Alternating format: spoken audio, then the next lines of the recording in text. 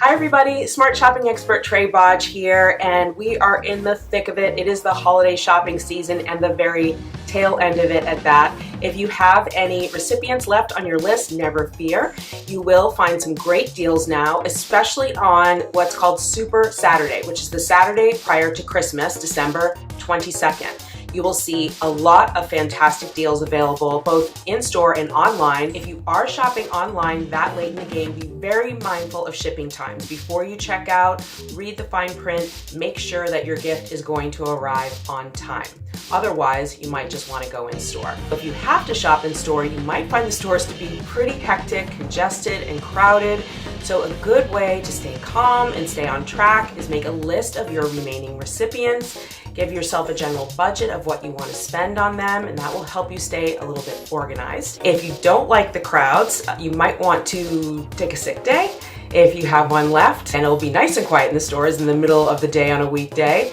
Also, many stores will have extended hours, so take advantage of those if you want to go in before work or after work. The stores will be a little bit calmer at that time, so that might be a good option for you. If you're really cutting it close, a good idea is to get a digital gift. That's something that you can send by email to your recipient, even on Christmas Eve. Digital gift cards are a great option, especially if you don't know what that person might like.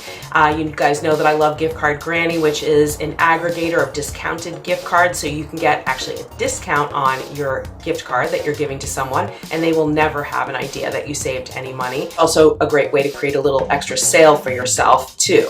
So that's something that I really like to do. Other digital gift ideas are things like subscription boxes. They have all different kinds. You can get anything from food to wine to shaving to makeup to fashion, for kids, for adults, lots of different options there. And a lot of these places will be offering special discounts around the holidays too, so that's good to check out.